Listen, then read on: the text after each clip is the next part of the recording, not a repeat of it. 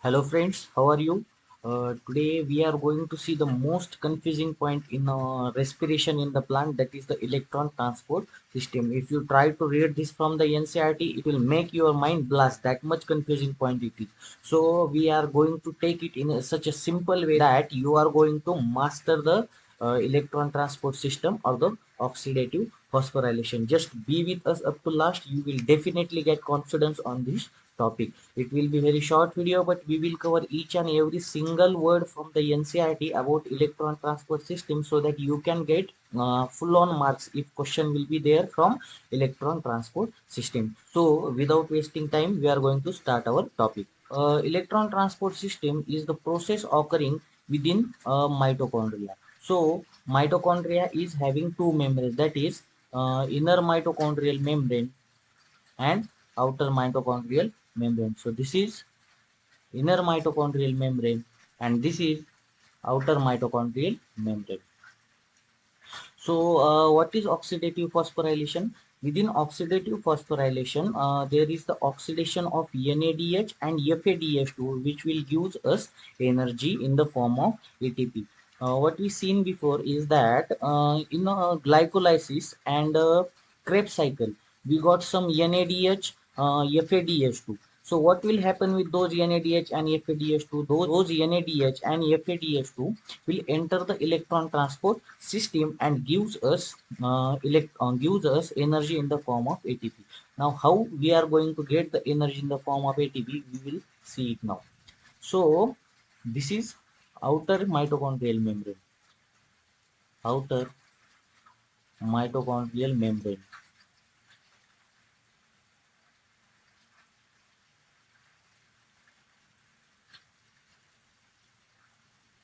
And this one is the inner mitochondrial membrane.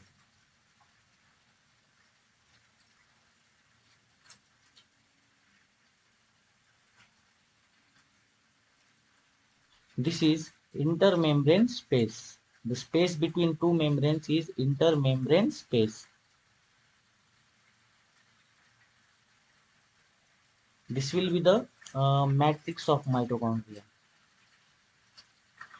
So our electron transport system is consist of five complexes. Five complexes. This is complex 1.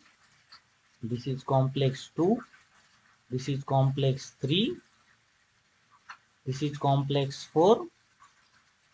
And last one is the complex 5. Last one is the complex 5. Now we will see how exactly electrons will give ATP.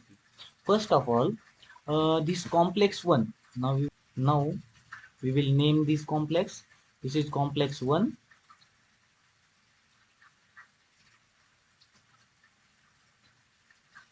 This is complex 2. This is complex 3. This is complex 4 and complex 5. First of all, NADH plus H plus that we got from glycolysis and Krebs cycle. That NADH and H plus will come to complex 1 and gives 2 electrons to complex. And afterwards it will get oxidized to NAD plus 2H plus. If it is giving electron means it got oxidized and complex get reduced. Now this electron will be taken by famine mononucleotide, FMN, that is famine mononucleotide. Now this FMN will transfer its electron to ubiquinone, and this ubiquinone will take this electron to complex 2. Now complex 2 is the complex, now this will take electron to complex, sorry, not complex 2, complex 3. Now complex 3 is also called as complex BC1. Now why it is called as BC1? Because electron from ubiquinone will transfer to cytochrome B and then again it will transfer to cytochrome C1, from where it is given to cytochrome C.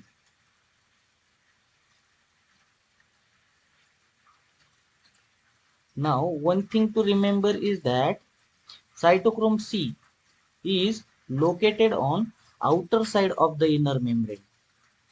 What? Outer side. This is inner membrane. This one whole is the inner membrane. This is outer membrane of mitochondria. This is the outer surface of inner mitochondrial membrane, and this cytochrome C is located on the outer surface of inner mitochondrial membrane, and it will transfer its electron to complex 4.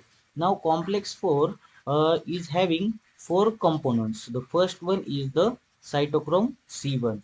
Cytochrome C will transfer its electron to the first component of cytocomplex 4, that is copper A. Copper A. Now copper A will transfer its electron to cytochrome A. Cytochrome A. Now cytochrome will transfer its electron to copper B, and copper B will transfer its electron to cytochrome A3. Now what will happen? This cytochrome A3 will give its electron to 2H plus oxygen. This oxygen molecule will take 2 electrons along with 2 H plus ions to give H2O. So it must be a half oxygen molecule. So half molecule of oxygen along with 2 H plus take 2 electrons from cytochrome A3 and give this electron to oxygen to form H2O. So you will say the electron got transferred to the H plus oxygen, and water molecule is formed. In this process, where is the formation of ATP? Now you remember one thing: while transfer of electrons from each complex, there is transfer of 2H plus molecules from complex. Means while transfer of electron, each complex will transfer 2H plus into intermembrane space. Means if from one NADH, if 2 electrons are transferred from complex 1, while this process is going on, 2H plus molecules will enter intermembrane space. Again these electrons will come to complex 2. Now now in complex 2, these 2 electrons will transfer. This will lead to the again 2H plus transfer. Again it enter complex 4, and this complex 4 will also lead to the transfer of 2H plus. So what is the role of this 2H plus, 2H plus, 2H plus? These H plus will create a H plus gradient.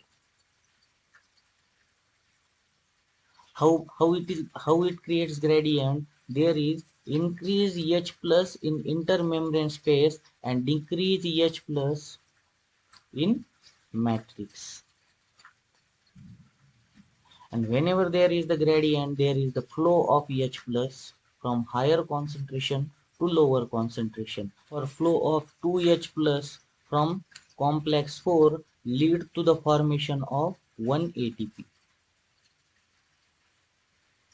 From where ADP plus inorganic phosphate with the help of energy produced by this gradient will form 1 ATP.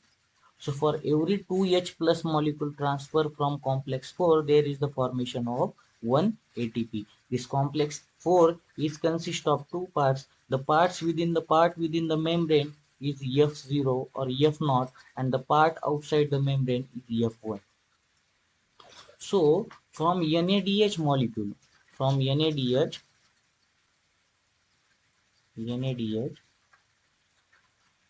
electron transport chain, from NADH electron transport, how many H plus molecules are transferred in intermembrane space? That is 2 plus 2 plus 2 means how many? 6 H plus are transferred, and 2 H plus will give 1 ATP. So from N 6 H plus we will get 3 ATP. So that's why from 1 NADH molecule we get 3 ATP. Now going towards the FADH2, the FADH2 is having same role. So whenever we are having one FADH2, it will use FAD plus 2H plus and transfer its electron to ubiquinone, and the remaining process is same. It will use to complex 3, complex 4 and complex 5 will use the H plus gradient created by the FADH2. FADH2 complex will not transfer any H plus molecule while its transfer of electron, because FADH2 is present on the inner surface of the inner mitochondrial membrane, so there is no H plus transfer. H plus transfer is not there. So how many H plus are transferred while electron from electron transfer system of FADH2? Just 2 H plus from complex 4, complex 3 and 2 H plus from complex 4. So from FADH2 only 4H plus transported, 4H plus gradient will transport to complex 4 and create and lead to the formation of 2 ATP. So that's why from FADH2 there is the formation of 2 ATP, and from NADH there is the formation of 3 ATP. So this is electron transport system in the simplest form. So if you like the video, hit the like button and subscribe for more.